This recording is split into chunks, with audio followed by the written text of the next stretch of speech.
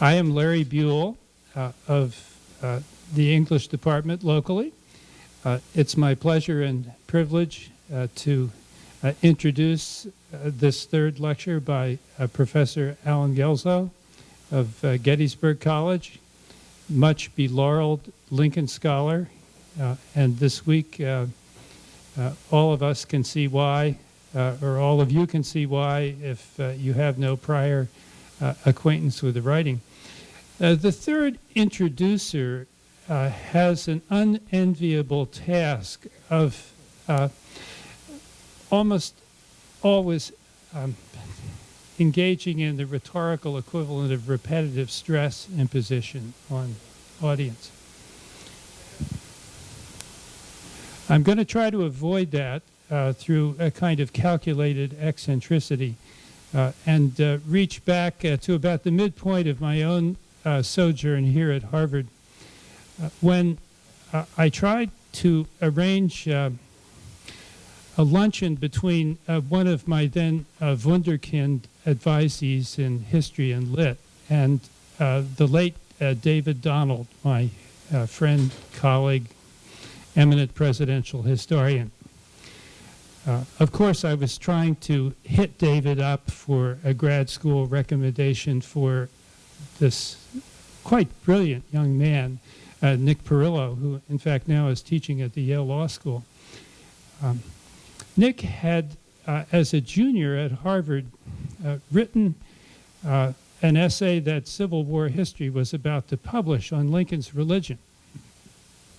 Well, David didn't much care for that. This was not his cup of tea. And at first, it was a sort of edgy conventicle, this three-cornered chat, but eventually it worked out. He came through, I came through, the rest is, as it were, history. Why do I bring up this piece of old personal news? Well, one reason, which I think strikes at part of what's distinctive about the genius of Alan Guelzo as an historian, is the disconnect, as I see it, between business as usual presidential historiography and an interest in the religious life and practice of the presidents. Ever since 1980, I can't think of a presidential candidate, starting with Carter, Reagan, Anderson, that hasn't felt it necessary to make a great deal of their evangelical wiring. This is not passed without notice by students of the presidency. But the thought that the religious dimension of a person's inner life and commitments might function as an autonomous motive driving decisions in the area of policy of an historic nature. That does not come easy to presidential historians. I'm not trying to reduce the work of Professor Guelzo to this one plane, but here clearly is a very unusual species of presidential historian who has displayed over time a no less keen, a hardly less keen interest in the history of American religion and theology, and brought those two strands of inquiry together.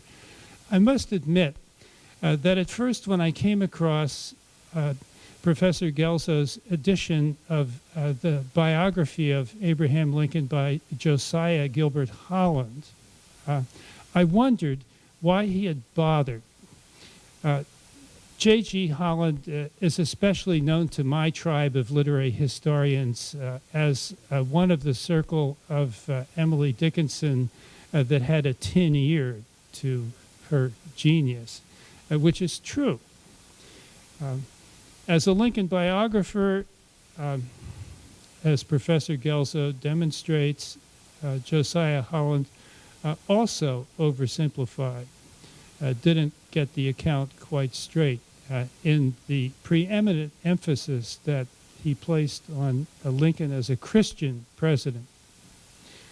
But seeing through and beyond this reductive take on Lincoln, Guelzo has noticed something that becomes clear immediately in his Redeemer President that follows quickly on the heels of the edition of the Holland biography. And I rather suspect that it's going to play importantly in the talk that he's about to give to us today. Have you got good religion? Lincoln's God and Emancipation. Without further ado, I give you Professor Guelzo. I don't know if you'll need this or not. I don't know whether the mic that is hooked up.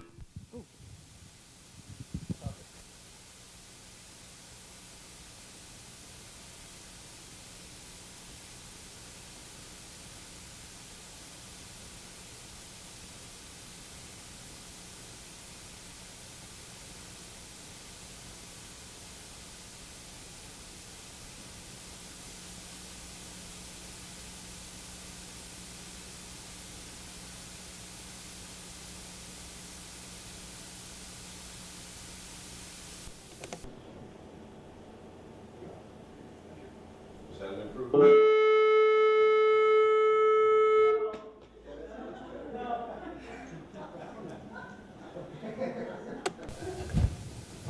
That was my mating call.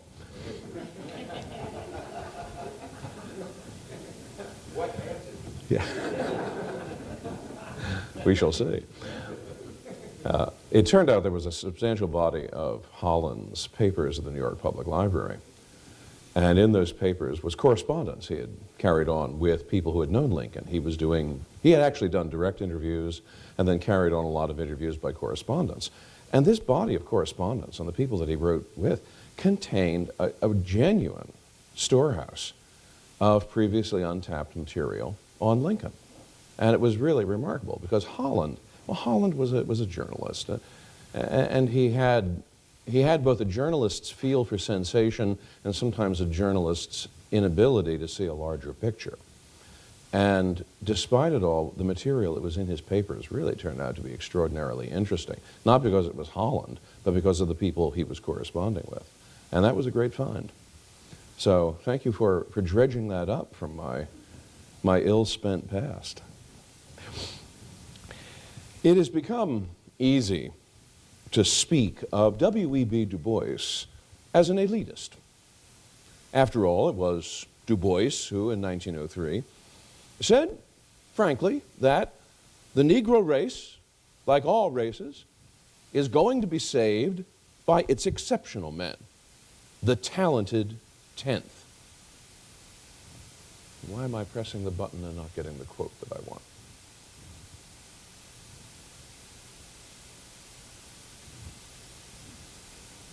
If I pick it up and bang it a little bit, no?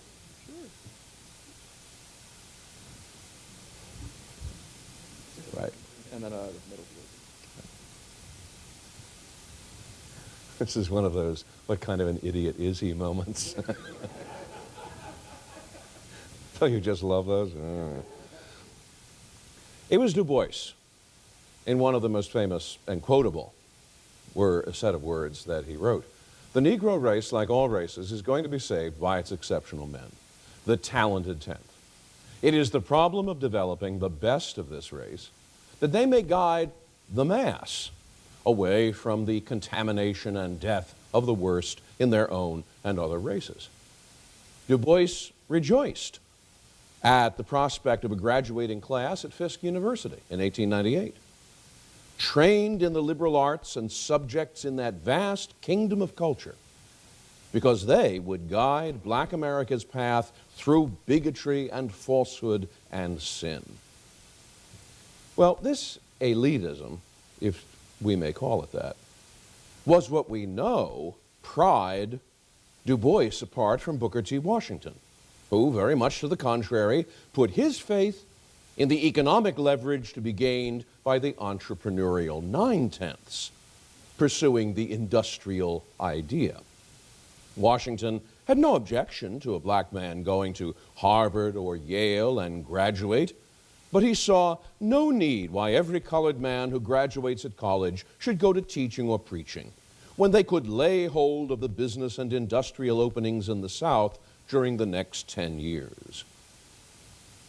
The irony of the long, spiraling path of race history in America is that, in the end, neither Du Bois nor Washington turned out to be right. The great deliverance of the Second Reconstruction, half a century after Du Bois and Washington parted company, came from an entirely different quarter which neither man had paid much attention to, and that was the black church. The agony of disappointment around Du Bois's broad brow led him, in the 1930s, to begin a discovery of Marxism, which allowed him gradually to blend the talented tenth with a Leninist vanguard and arrive at a vision of a racial proletariat rising to assert itself over the post-colonial world.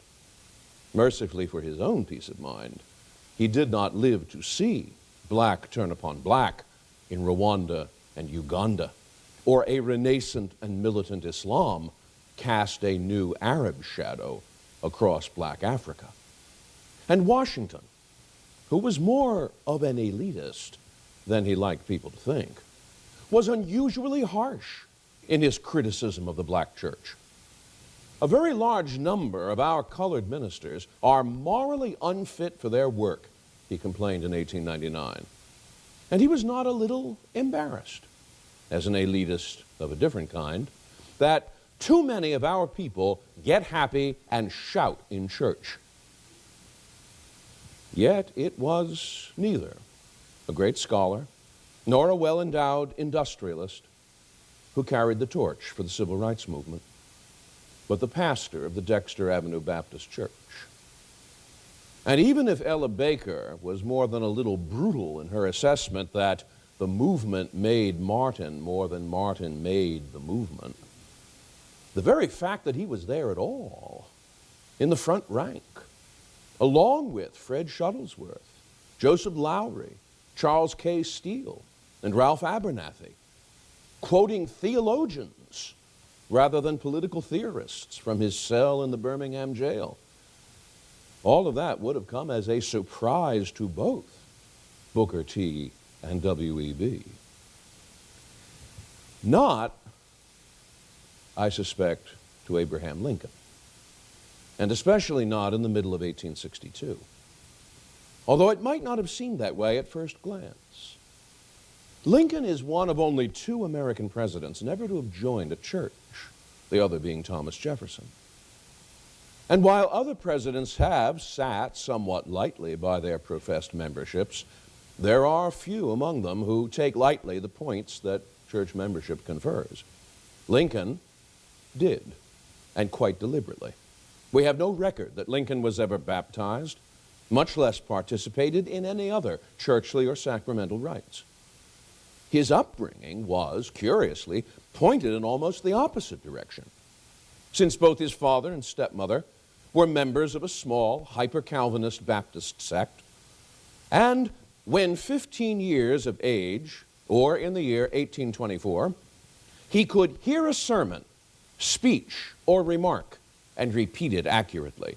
He would go home from the church, say to the boys and girls that he could repeat the sermon, got on stumps, logs, fences, and do it.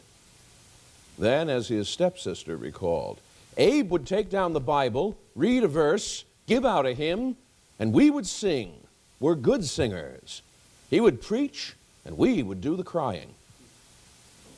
Even in later life, Lincoln could demonstrate an impressive memory for the Bible. In 1846, a minister passing by one of Lincoln's political meetings gave Lincoln a little good-natured heckling, and he remarked, "Where the great ones are, there will the people be." Mr. Lincoln replied, "Ho, parson, a little more scriptural. Where the carcass is, there will the eagles be gathered together.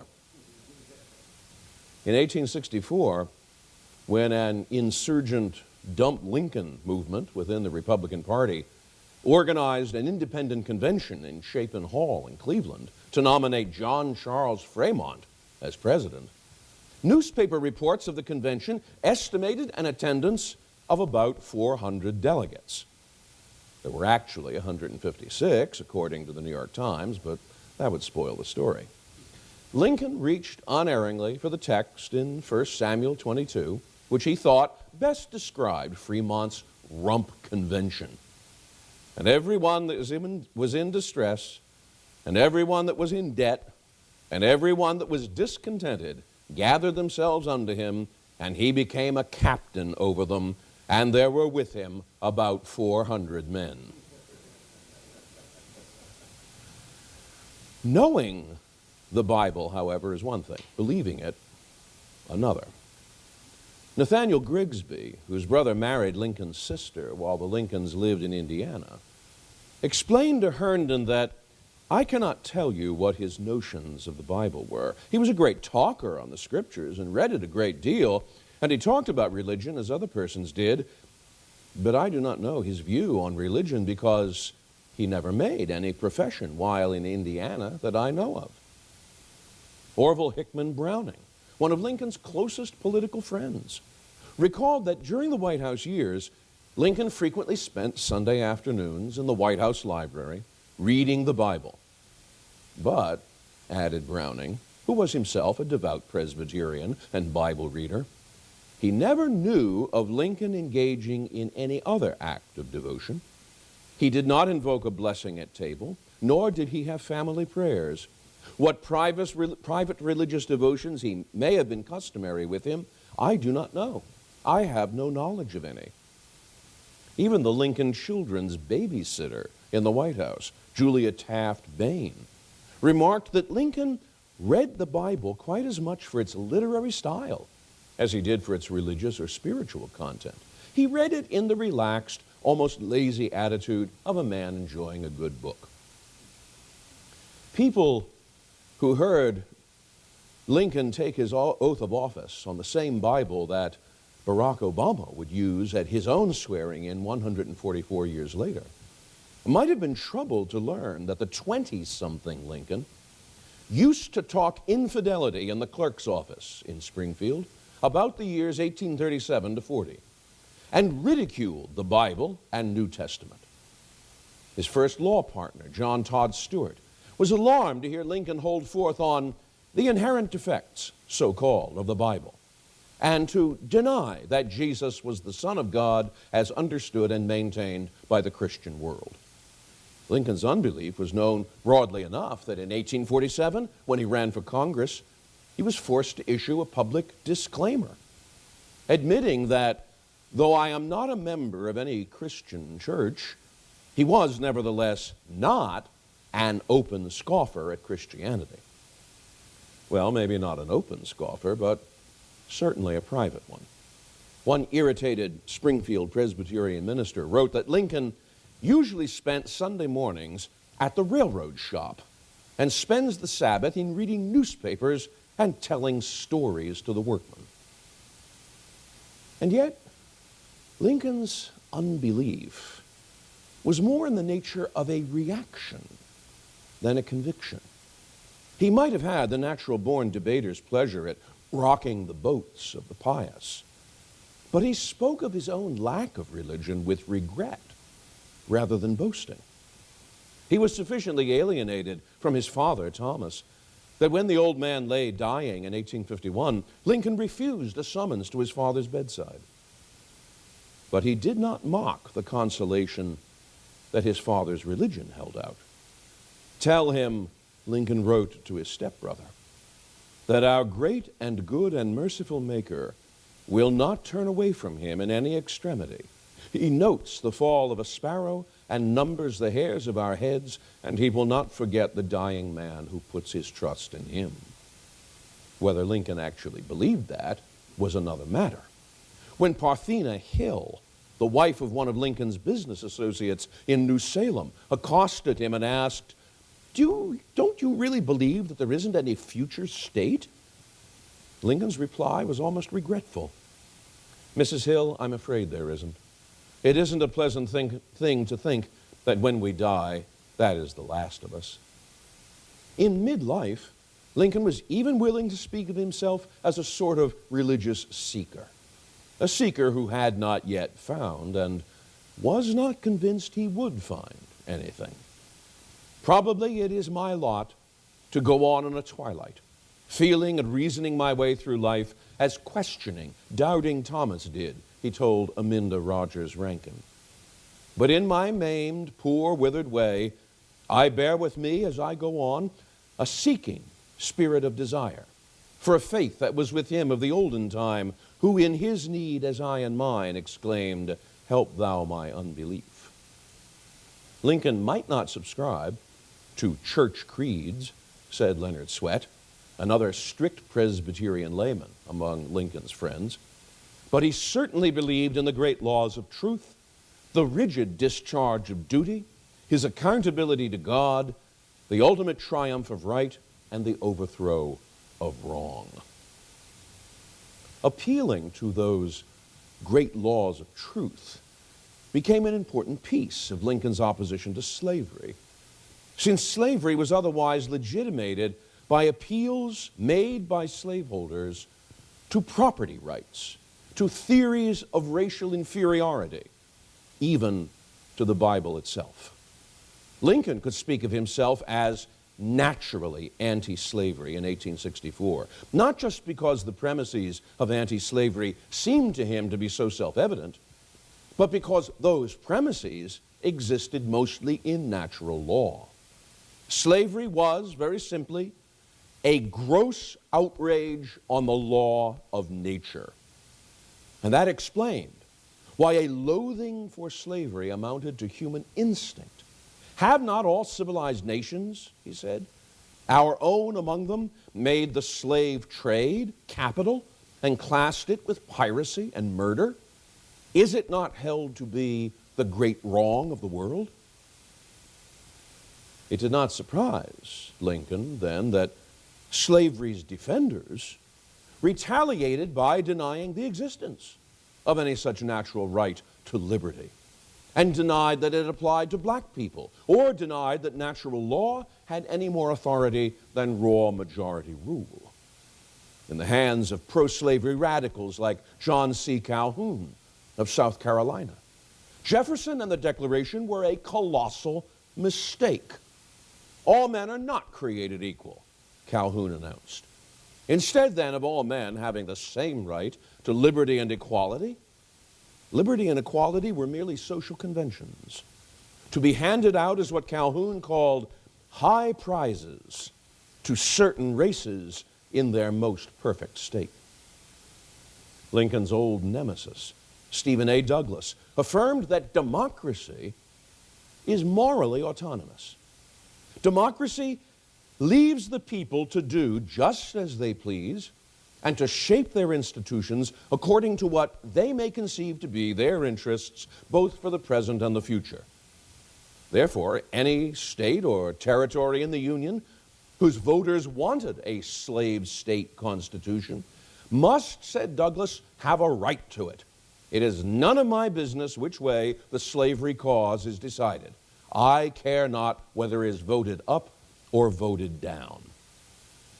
Lincoln thought this was not only absurd, but dangerous. Mere majority rule cannot reverse natural law, natural rights, or natural institutions. In fact, it was the underlying substructure of natural rights which ensured that democracy would not go off the rails and spin into some self-destructive abyss. Trying to override the natural rights to life, liberty, and the pursuit of happiness of other people purely by majority will would, said Lincoln, leave you unprotected when the majority turned its unrestricted powers on you. Our defense, he said, is in the preservation of the spirit which prizes liberty as the heritage of all men in all lands everywhere, and not just to some local statute which can be sent up or sent down by the next referendum. Destroy this spirit, Lincoln warned, and you have planted the seeds of despotism around your own doors. Familiarize yourself with the chains of bondage, and you are preparing your own limbs to wear them. Accustomed to trample on the rights of those around you, you have lost the genius of your own independence and become the fit subjects of the first cunning tyrant who rises. Like many, a secular-minded optimist in the middle of the 19th century, Lincoln had a sublime confidence in the power of progress. Isaac Cogdell, who had known Lincoln as far back as his youthful days in New Salem, remarked that the great substantial groundworks of religion in Lincoln were his confidence in the progress of men and nations. He once described slavery as the one retrograde institution in America precisely because slavery stuck out so incongruously from the confident progress of the world toward more and greater freedom, undermining the principles of progress and fatally violating the noblest political system the world ever saw. But progress is precisely what the first 18 months of the Civil War offered no evidence of. Slavery, which ought to have been headed, by Lincoln's logic, for the dustbin of history, had shown itself resourceful in wooing sympathy from Britain and France, and even small-scale nations like Prussia.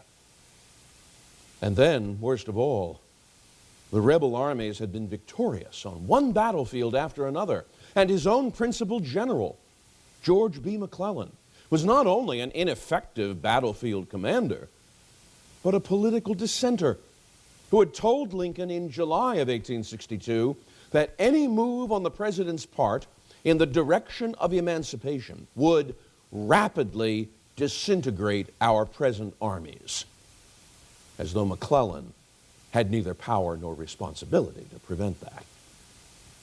One mark of how badly the war had shaken Lincoln's confidence in progress emerged in the peculiar question he asked Orville Hickman Browning.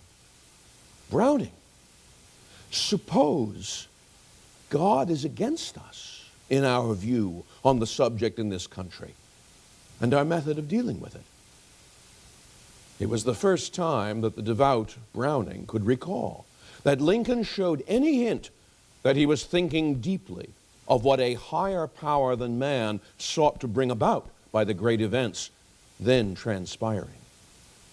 And perhaps even more, about what a higher power or a natural law was yet to bring about. By September of 1862, the main rebel army, Robert E. Lee's Army of Northern Virginia, had actually gone on the offensive, crossing the Potomac River, and was now poised to invade Pennsylvania. Lincoln, as was his habit, began trying to understand the dilemma of progress gone awry on paper. And what he came up with was a series of private notes which sounded like a combination of theology and geometry. The will of God prevails, he wrote, as though he was stating an axiom in a geometrical proof. And surely, if God really is God, his will must prevail, or he would not be God. In this war, Lincoln speculated, both sides claim to act in accordance with the will of God, but neither has exactly achieved what would surely be the result if they had the favor of God, which is victory. After all, God, by his mere quiet power on the minds of the now contestants, could have either saved or destroyed the Union without a human contest. But God had not only evidently willed that the war should begin, but because it was moving in such unpredictable directions, that it should also proceed in a direction that neither side had anticipated. That, for Lincoln, was proof enough that God's purpose is something different from the purpose of either party, something new that neither side had planned for as a result of the war. And the unavoidable conclusion he had to draw from that was that the unplanned for result must be the emancipation of the slaves. But for Lincoln to speak in these terms was not only to talk about God, and any worldly wise politician can do that, but about a God who was not merely a remote force or a faceless universal power, but a personal, intelligent, and willing God who intervened in the affairs of this world to direct them in ways that they could not even begin to imagine. 3 weeks later, after Lee's army had been brought to battle at Antietam and driven back across the Potomac, Lincoln gave this realization an even sharper point when he laid before his cabinet the text of an emancipation proclamation, which by virtue of his war powers as commander-in-chief would free every slave in rebel hands. Once the rebel army invaded Maryland, he explained to his gathered cabinet secretaries on September 22nd, 1862, "I determined, as soon as it should be driven out of Maryland, to issue a proclamation of emancipation." And, he added, he had done so on the strength of a promise he had made to himself, and, hesitating a little, to my Maker. The rebel army is now driven out, and I am going to fulfill that promise. To these hard-bitten political veterans gathered around that cabinet table, nothing could have been more utterly bizarre than to listen to a president of the United States announce that he was now about to make the most important policy decision of his administration, maybe the most important policy decision in American history, on the strength of conversations he had had with a voice out of the whirlwind. This, coming from a man of so minimal a religious profile as Lincoln, jolted even the most religious of those cabinet secretaries, Salmon P. Chase, who was sitting near him. And it galvanized Chase into asking Lincoln to repeat himself, as though Chase could not believe what he was hearing as a sober statement of policy. He asked the president if he correctly understood him. Mr. Lincoln replied, "I made a solemn vow before God that if General Lee was driven back from Pennsylvania, I would crown the result by the declaration of freedom to the slaves." This might not be the kind of reasoning employed under most political circumstances, but Lincoln added he had promised his God that he would do it, and there it was. He had made a vow, a covenant, that if God gave us the victory in the approaching battle, he would consider it an indication of divine will, and that it was his duty to move forward in the cause of emancipation. It might, he admitted, with a staggering understatement, be thought strange that he had in this way submitted the disposal of matters when the way was not clear to his mind what he should do. But Lincoln had concluded that God had decided this question in favor of the slaves. He was satisfied it was right and was confirmed and strengthened in his action by the vow and the results. When the final version of the proclamation was signed for implementation on January 1st, 1863, Lincoln included in its otherwise spare and legal wording the closing and legally useless flourish that emancipation was an act of justice on which he invoked the considerate judgment of mankind and the gracious favor of Almighty God. Legally useless, perhaps, but useful for pointing out the justice which might exist beyond the strict tenets of constitutional law. None of this turned Abraham Lincoln into a true believer, much as many true believers then and now have wanted to seize upon the emancipation moment and other moments like it to proclaim Lincoln a convert to Christianity or to Swedenborgianism or to spelling reform or 100 other persuasions, political as well as religious, which treat converts as trophies rather than saints. But it does mark a peculiar passage in the life of this man, that he felt pressed to reach back into the long-closed cellar of his ancestral faith, to a God who speaks and acts, rather than merely a force whose power is so conveniently remote that he can be picked up and played with at our whim. Have you got good religion? That is what we want to ask Lincoln, and we want to hear the reply. Certainly, Lord. Certainly, Lord. That did not mean that God was less of a mystery to Lincoln than before. Simply that God was now a personal mystery. Over the remaining 2¼ years of his life, Lincoln would return time and again to visit this mystery until in 1865 he believed that he had found some measure of understanding why slavery had come to America and why the Great War had been necessary to make it go. American slavery, he said, is an offense. Of that he had no doubt. But we would be wrong to imagine that it was only the slaveholders' offense. All Americans, North and South alike, stood in some measure guilty of tolerating it, apologizing for it, turning the gaze away from it, practicing it, funding it, benefiting it. And that, he believed, was the reason why the end of slavery required a war so terrible. A crime so terrible and so widely shared demanded an expiation which assumed the same dimensions as the crime itself. If that is the case, and he always couched this idea tentatively, prefaced by if, so that he would not be thought to have a viewport into God better than other people's.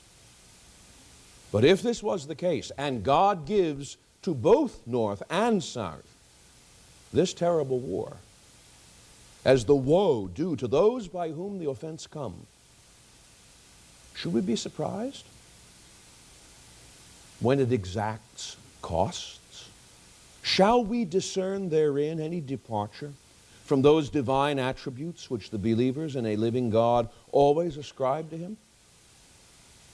In the face of a guilt in which all had sinned and fallen short of the glory of God, the only appropriate behavior for victors and vanquished alike was to conduct themselves with humility and repentance, with malice toward none, with charity for all, with firmness in the right as God gives us to see the right. Let us strive on to finish the work we are in, to bind up the nation's wounds, to care for him who shall have borne the battle, and for his widow and his orphan, to do all which may achieve and cherish a just and a lasting peace among ourselves and with all nations.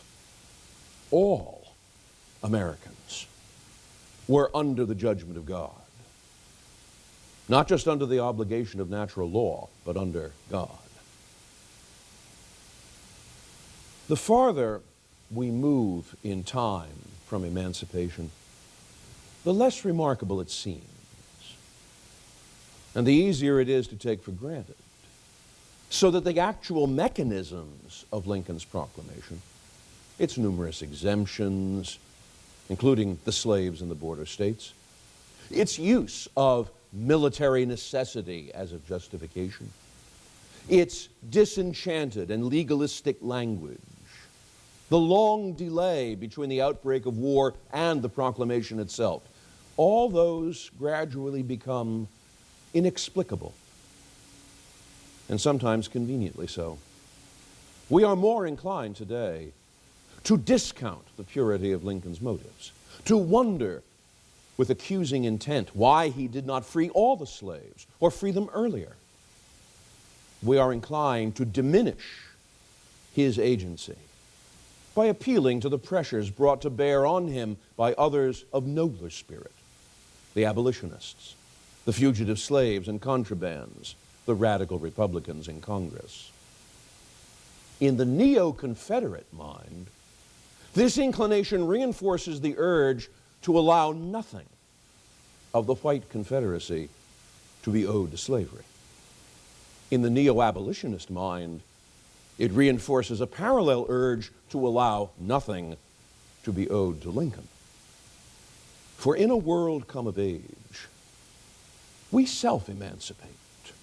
We bridle at codependency. We will do for ourselves what needs to be done. But there were no pressures on Lincoln to emancipate anyone. The abolitionists were never a political constituency large enough to be worth factoring with.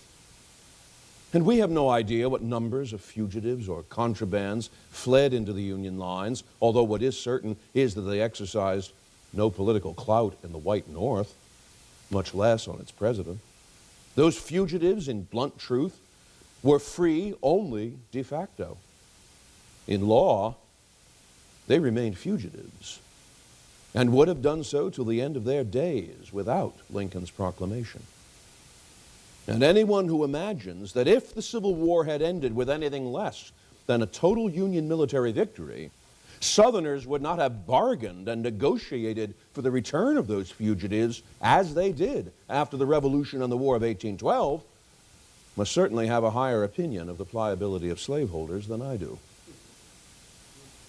Kevin Wilmot's mockumentary, CSA, is a useful, even if extravagant, reminder of how easily slavery might have been repristinated around the world if the Civil War had had any other ending than the one Lincoln forced upon it.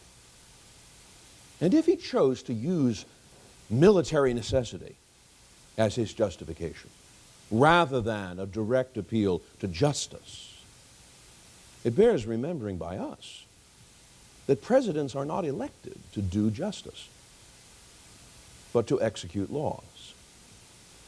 And that any presidential proclamation which went unclothed in the constitutional armor plate of military necessity, or which failed to recognize that military necessity had no application to border states where no war had ever existed, was begging to be destroyed in a federal court system whose head was, at that moment, the same Chief Justice who had authored Dred Scott versus Sanford. If anything, all the pressure that Lincoln felt from the courts, the generals, even his cabinet secretaries, all the pressure pushed in the opposite direction, discouraging him from emancipation, promising injunctions, threatening lost elections, perhaps even a military coup. That is the backdrop which our over-familiarity with the fact of emancipation causes us to miss. That none of these dire results actually occurred does not mean that they could not have happened, or that Lincoln was not obliged to reckon with them. If anything, it means that his strategy in emancipation was wiser than the serpent's, even as it now appears to have been as harmless as the doves. No one in the end was less ashamed to admit dependence than Lincoln. "I attempt no compliment to my own sagacity," he said in 1864. "At the end of 3 years' struggle, the nation's condition is not what either party or any man devised or expected. God alone can claim it." This is often dismissed by the Lincoln haters on the political right as a cynical attempt by Lincoln to offload his responsibility for triggering the war in the first place. But it utterly baffles the political left, which prefers to substitute for Lincoln's God some mysterious force of growth or sympathy or simply political canniness, all of which have as their single common denominator the wish to find a respectable ground upon which Lincoln can be seen acting independently.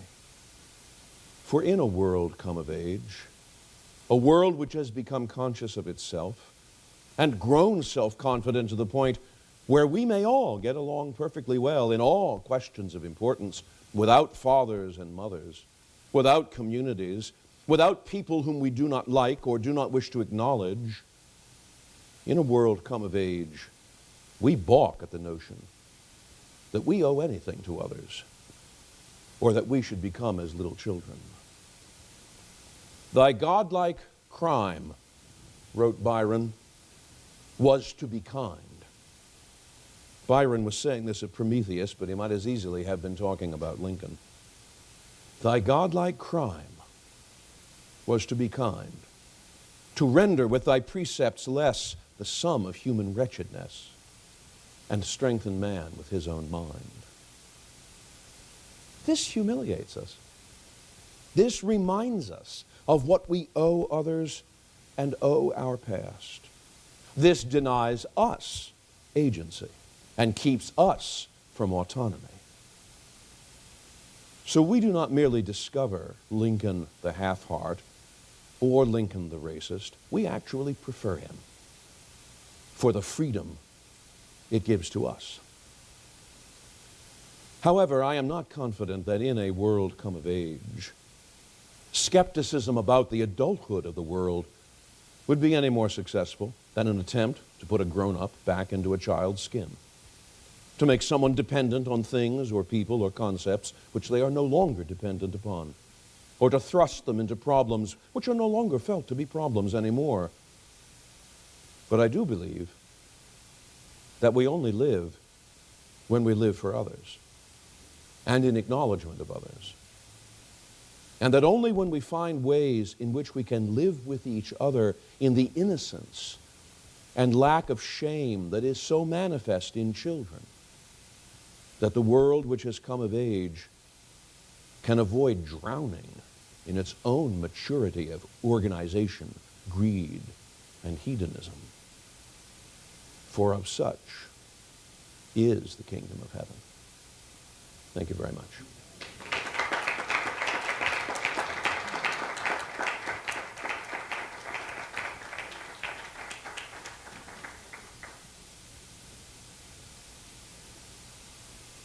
Alan, that was beautiful. Beautiful. Now,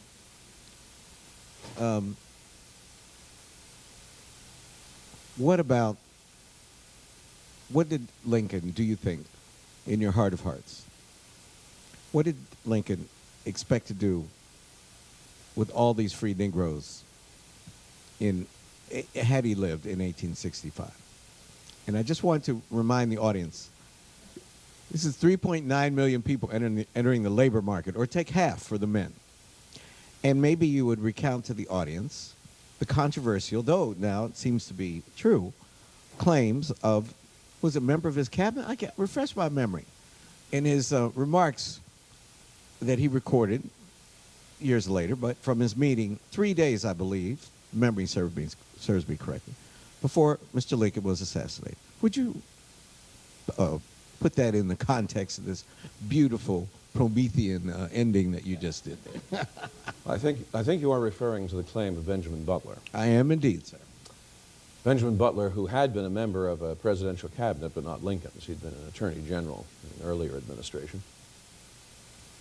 Benjamin Butler claimed some 20 years after Lincoln's death, in an article he wrote for the North American Review, and which was later anthologized in a volume of reminiscences of Lincoln, that in April of 1865, shortly before Lincoln's death, he had had a personal interview with the president in which Lincoln told Benjamin F. Butler that he wanted in the worst way to deport all the freed slaves and send them to Africa or Central America, but send them somewhere. There are, as you can imagine, problems with this. First of all, the biggest, single, overwhelming monstrous problem is Benjamin F. Butler himself, whose reputation comes down to us as being one of the biggest blowguts of the 19th century. This was a man eternally on the search for the main chance. And in the 1880s, he was pumping himself hard as a presidential candidate.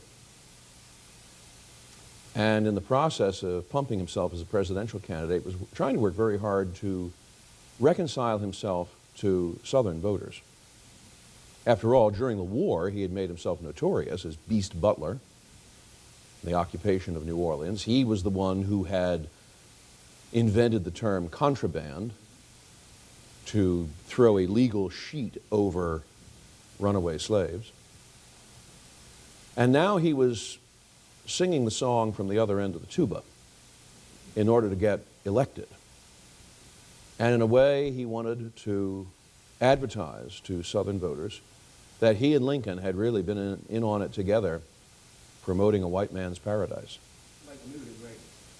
Like Newt and Reagan, like, oh, just take any two politicians and put them together. Right? Like,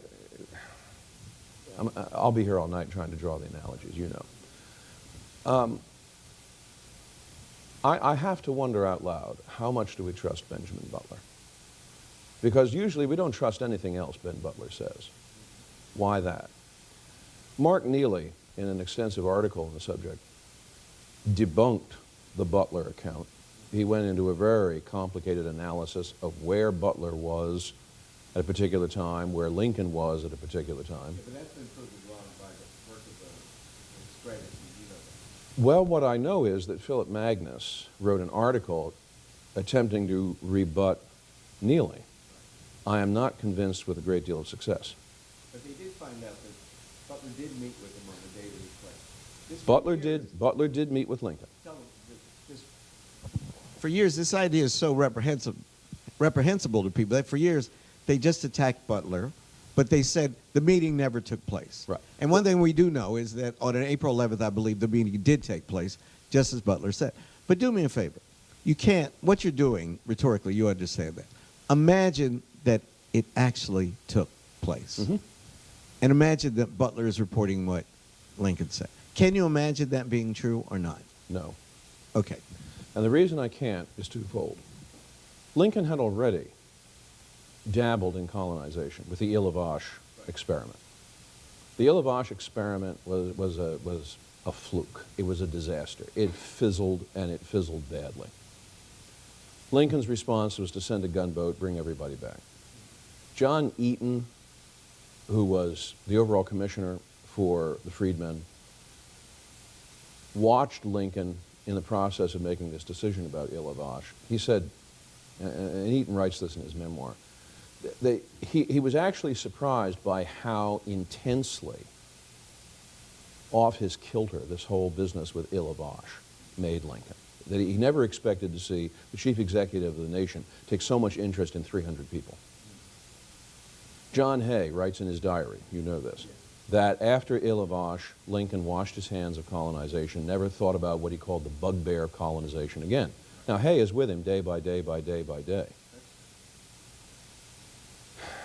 The other thing that factors into this is we have plenty of material on record about how Lincoln is pushing, prodding, exhorting black civil rights.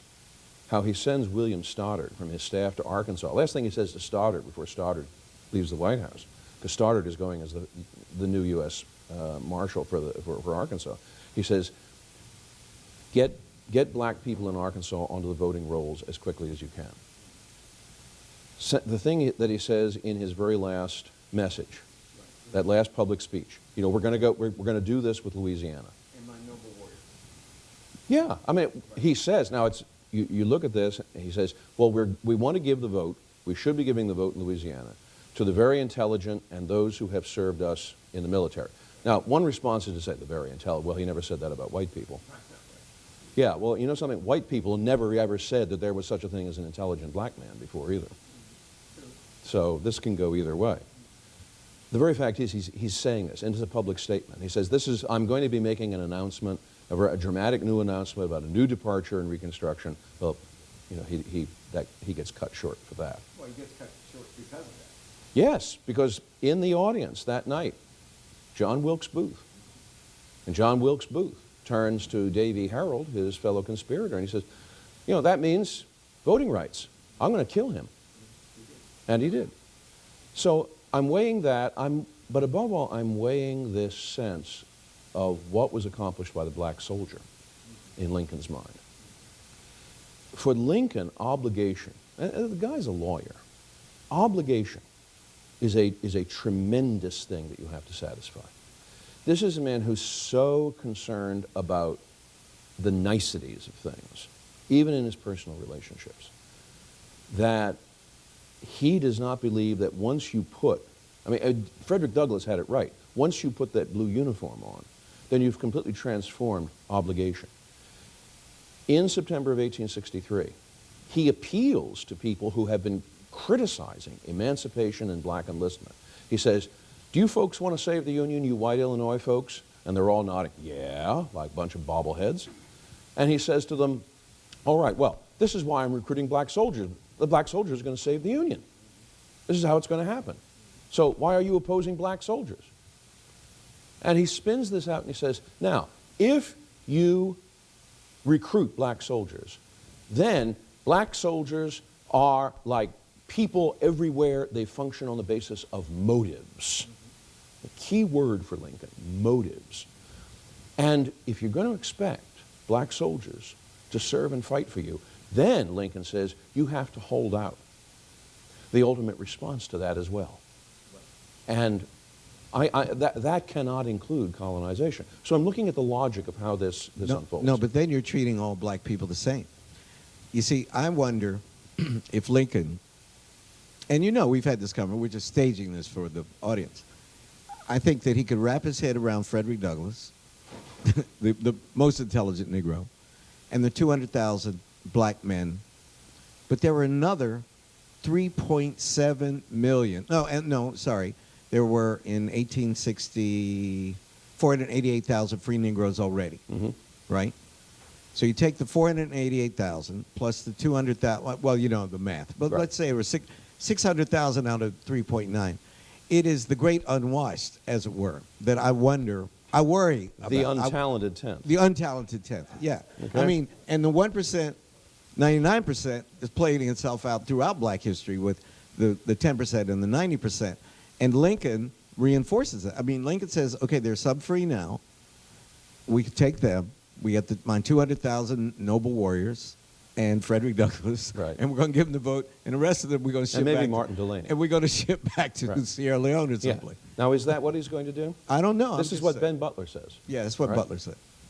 Butler is the only person. The only person.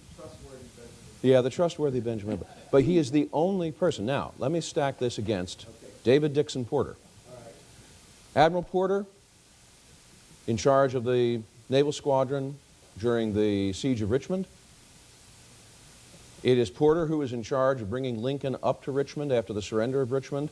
Porter has to throw the guard of Marines around Lincoln and his son because Lincoln gets off the gunboat. Lincoln's going to go walking up into Richmond.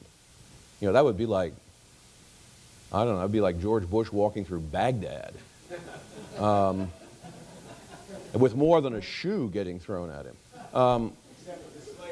Except for the slaves. And that's the thing that Porter focuses on. Porter says, huge crowd of slaves come around Lincoln. And they're shouting and they're hailing Lincoln as the liberator.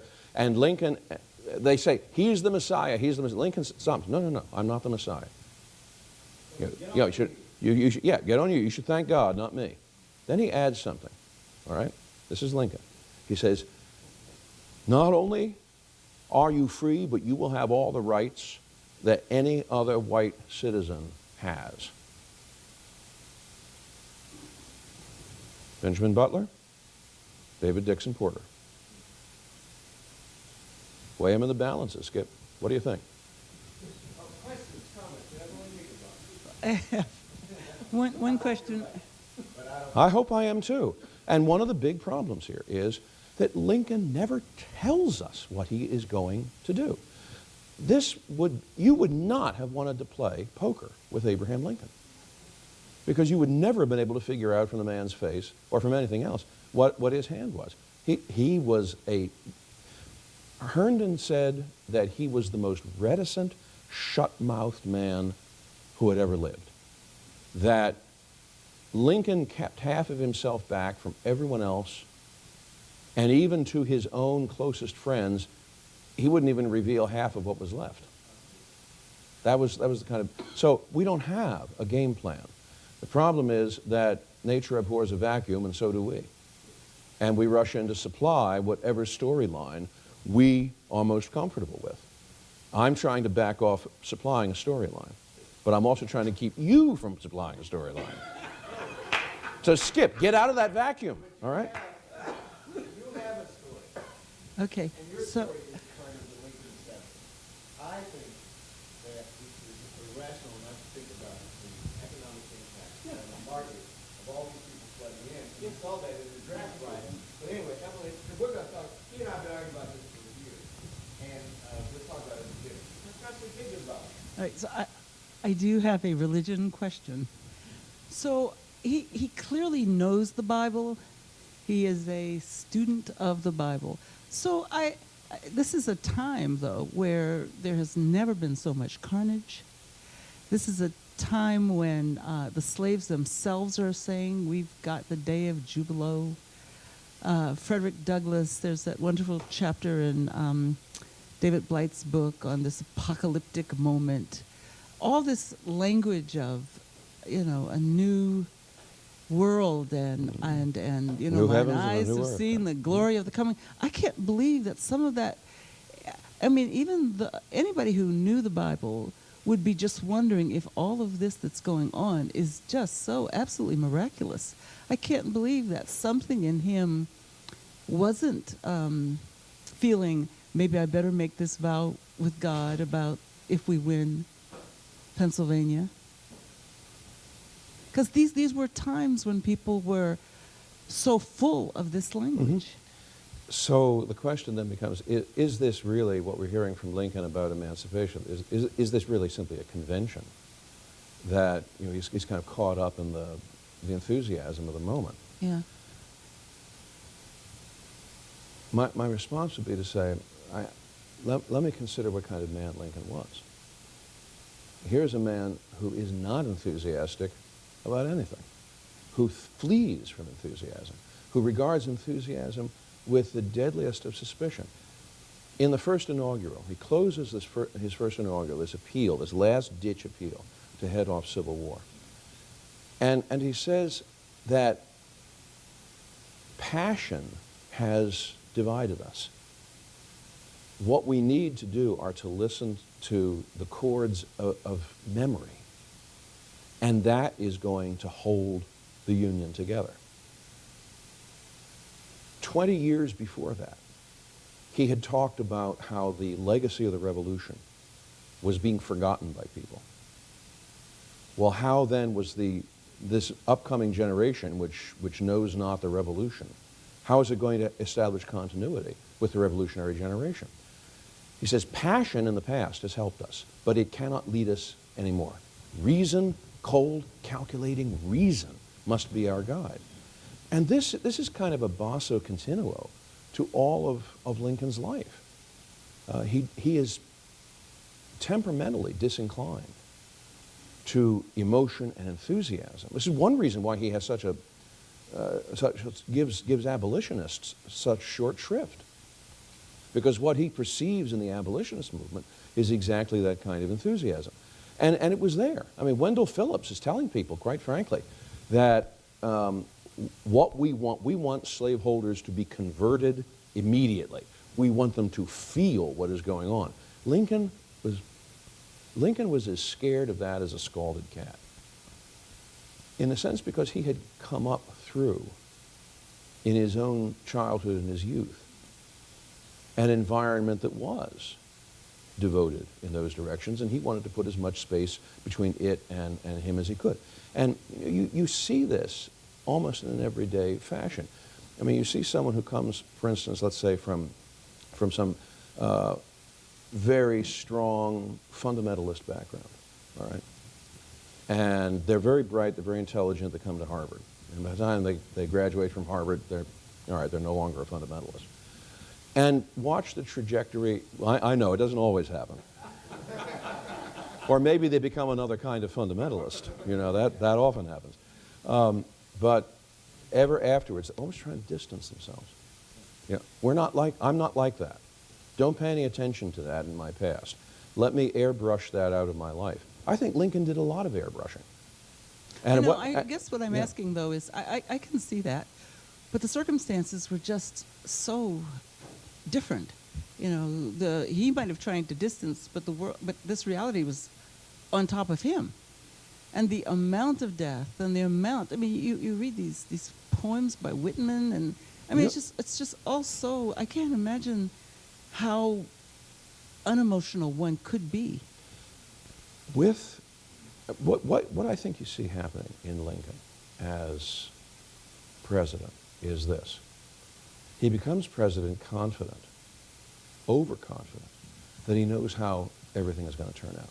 That there's not going to be a war, that these fire eaters in the South are just doing their circus performance, and we just have to kind of quietly sit there and wait for them to get it out of their systems, and then we can go on with the business of the Union. All right, then war happens. All right, well, look, the war is a mistake. It's a coup led by this planter elite. We just have to wait for Southern Unionism to catch its second wind, and that'll be the end of the war. All right, well, maybe that doesn't work. Well, just the whole notion of progress itself. These slaveholders are something out of the medieval past. They're not supposed to be winning. Confound it, they're winning. And at that point, he begins, I think, this confrontation. It's like, you know, human events don't look like the watch and the watchmaker. I thought they did. I thought God was the watchmaker, set the watch going, da-da-da-da-da. This doesn't look like a watch. You know, this looks more like a drunk staggering around. I don't know what's happening. Someone else has put their hand into the situation and is stirring it in a way I don't recognize. That's, I think, what lies behind the memorandum on the will of God. So that by the time he comes to the Emancipation Proclamation, he really has brought himself to a state where he is willing to talk about vows to God. I mean, imagine this man, all right, this emotionally chilly man. And he is. This man who's never joined a church, never said anything that even identified him with religion in any particular way. And he sits down with these politicians, fellow politicians in the cabinet. He tells them that what he is about to do is because he's had some kind of interchange with the Almighty. I'm sorry, I can't even get the words out that can justify this. And just think, I'm trying to think, if Barack Obama in the State of the Union had said, all right, we are going to do X, Y, and Z. This is on the basis of a vow that I made to God and which God has now confirmed because God blew away Osama bin Laden or something like that. Would you like to imagine what the crawl at the bottom of the screen would look like? Actually, Obama did today address that question. I mean, not Of so Osama bin extremely. Laden? No, the vow. not about Osama bin Laden, but Oh, about his okay. faith. And he was talking to a prayer breakfast, I think, and he talked about, it's on NPR today, he talked about how his faith underlies all of his political decisions that he makes. He says a prayer every, he was going through the whole thing. But in any case, so I think that there is something Right, to it, so we'll see how it plays and that's the voice of skepticism that you're hearing. Because we have heard so much over the years of what Nelson Rockefeller called bomb fog. Bomb fog was an acronym that he would insert into his speeches at whatever important part. The acronym stood for the brotherhood of man under the fatherhood of God. It meant nothing, but it sounded great. And yeah, what Rockefeller would do, it was a perfectly cynical ploy. All right, that's one extreme. But it tends to make us think that every time there's an invocation of God, well, that's bomb fog. It's just as cynical. And I would love to be able to deal with this as simplistically as that. Except that Lincoln, he just doesn't follow that pattern. This is a man who was so resolutely pointing in another direction.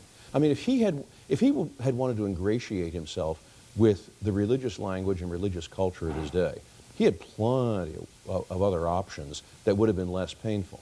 If he wanted to prove that he and God were were good buds, yeah, he would have joined the New York Avenue Presbyterian Church, and he would have hosted prayer breakfasts. He would have done this, that, and the other. He would have done a number of things.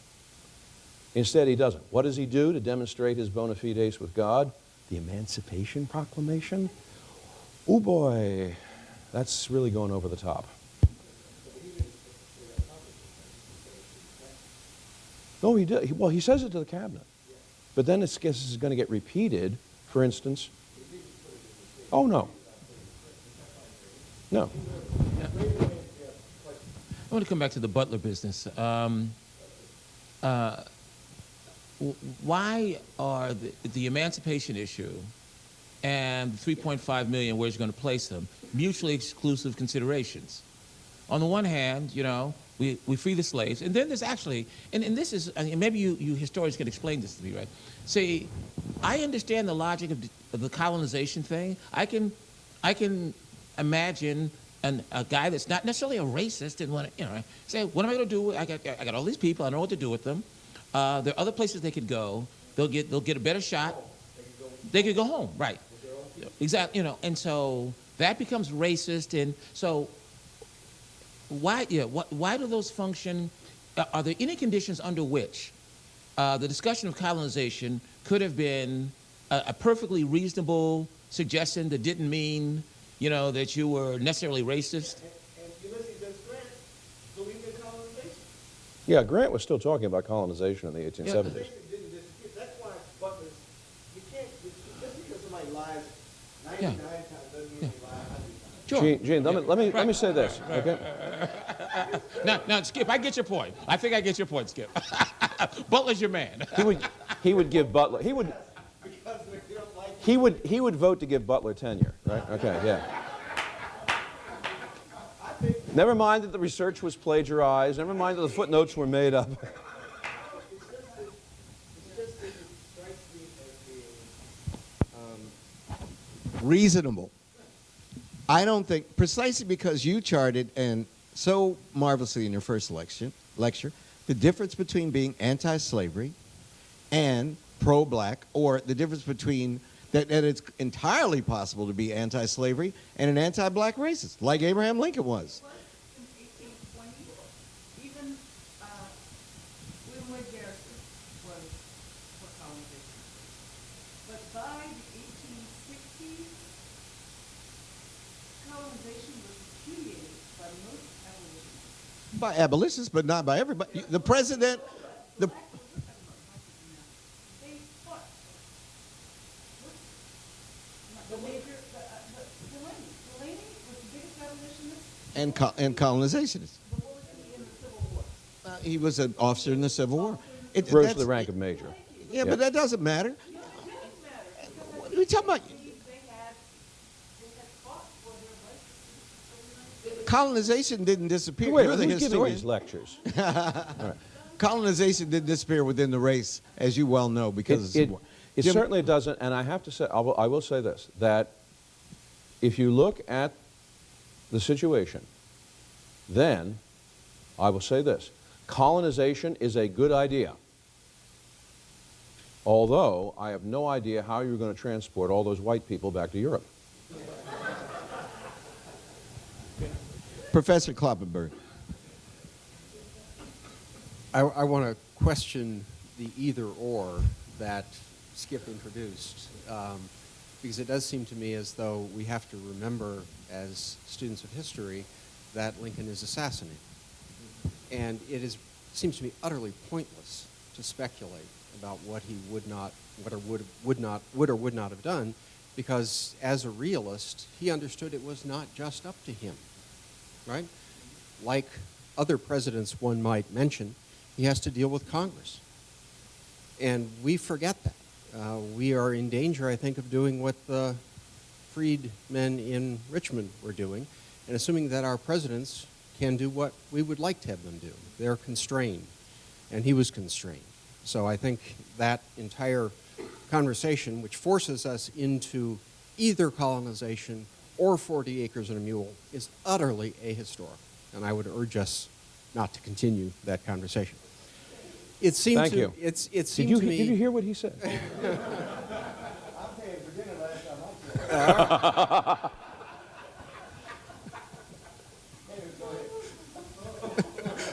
No comment. It seemed to me as though toward the end of your presentation, you drew a similar either-or that I also want to contest. When you said, I think you characterized people who have this interest as being on the left, I'm not sure it's a political perspective, that sympathy had something to do with Lincoln's developing attitudes toward race.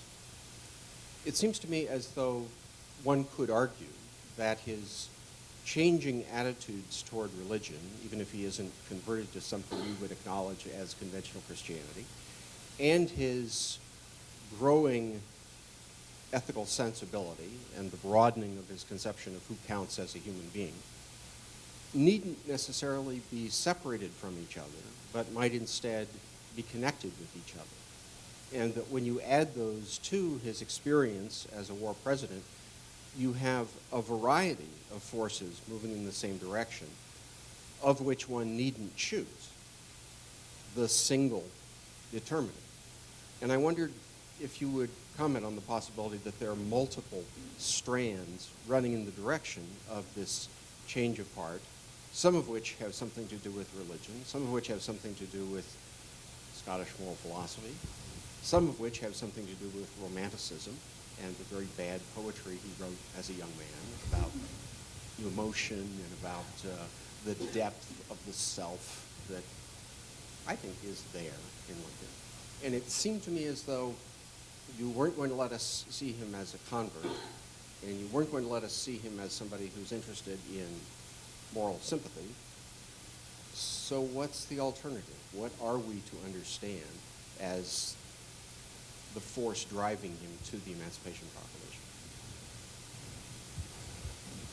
This is going to be lecture number 4. No, I will admit also to laboring under the constraint of presenting this in a very rapid fashion, and to back away from it is in fact to see exactly the multiple strands. The making of Lincoln's attitude and mentality on the subject of religion has long roots, but the roots do change over time because the roots respond to circumstances. Now, does that constitute what we would call growth?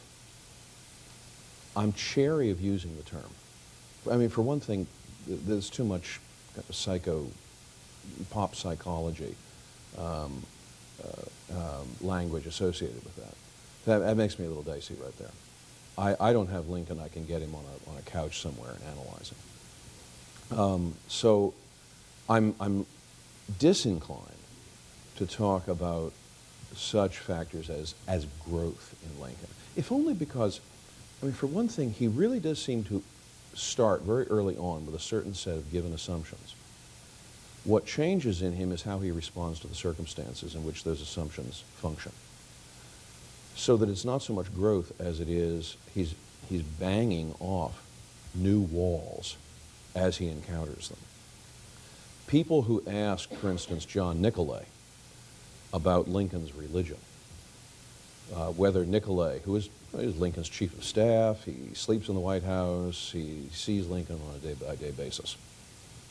And Nicolay was asked very bluntly, did you see any sign of growth in Lincoln on the subject of religion? Nicolay said, nope. Nope. Now, on the one hand, That's a very simplistic response by Nicolay. But on the other hand, it's a caution. Sometimes the idea of growth is a blank check we write for ourselves so that we can move an interpretation of a person in a direction we want to. Well, they grew. That's how it becomes a kind of deus ex machina. I'm not really sure that happens all that much with Lincoln. No, and I know that. I'm now speaking to a larger way that the term gets used, and because I've seen it used in a variety over long periods of time. I mean, Horace Greeley wanted to talk about Lincoln's growth. Well, Horace Greeley sometimes is in the same category as Benjamin Butler. I mean, people listened to Horace Greeley and then went about their business. I'm dicey about it because I just don't see that. What I see is someone who is responding, bouncing off the circumstances, but still functioning off that basic fund of ideas that he has started with. And the people who knew him seem to ratify that. Now, I'll caution that always with the word seem. Because, as I said earlier, the man is so private, so unself-disclosing, that anybody who tries to say, well, I have analyzed Lincoln and this is it cut and dried, that's the moment when you know they're wrong. Herndon once said that anyone who claimed to know Abraham Lincoln automatically mistrust them.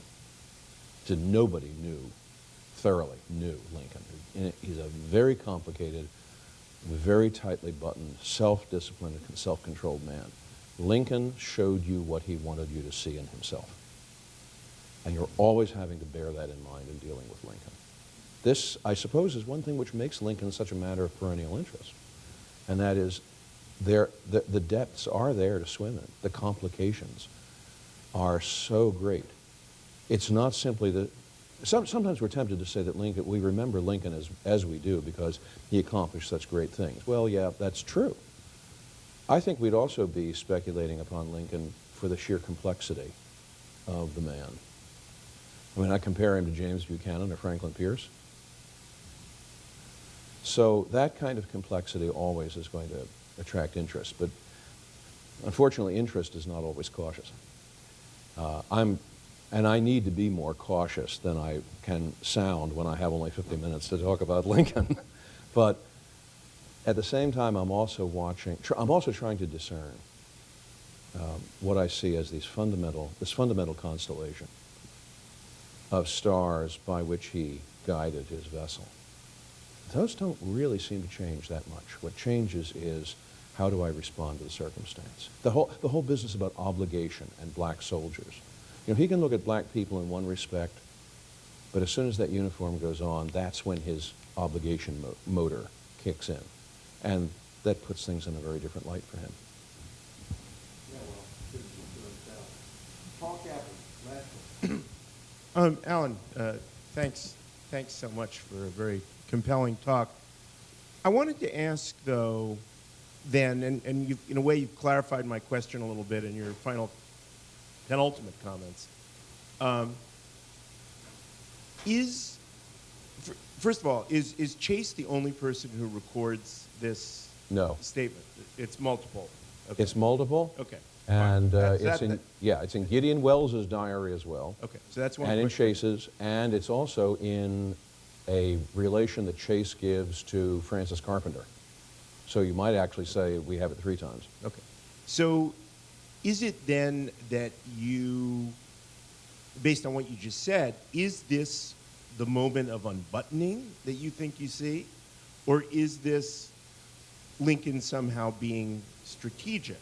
Because as I understand it, he isn't actually, people do a double take in this cabinet meeting, but he isn't actually critiqued for saying this. This doesn't become, you gave the analogy of suppose President Obama made a statement like this, that he'd be raked over the coals for it from a variety of perspectives. But it doesn't sound like that actually is what occurred, in part because it doesn't get out. But I mean, did the cabinet secretaries say, I can't believe he said such a foolish thing? They may do a double take, but obviously it's effective in some way. Well, it's effective because they agree with the policy. Is it for calculated effect, or is this your little window into the private Lincoln? Paul, I think it is a window. it's a window because, first of all, he didn't need to do that. Right? He didn't gain any points with the members of his own cabinet by saying that. It is an unbuttoned moment. I think it's one thing that took him very much by surprise. And here's in the middle of a cabinet meeting. We're talking policy. He's talking religion. What? He gains no points with the cabinet that way. Then he doesn't go out to the people and say, I've had a vision from God and you can't argue with me. Doesn't try to do that. For one thing, he wasn't really confident he was going to be gaining political points with the Emancipation Proclamation anyway. He was actually convinced that as soon as he issued it, there was going to be a stupendous backlash. And in fact, there was a backlash. He issues you want to talk about bad timing. He issues the Emancipation Proclamation 6 weeks before the congressional elections. Now, if he was really calculating, he would have made sure that that he gets past the elections first and then issues the Emancipation Proclamation. Why does he do it when he does it?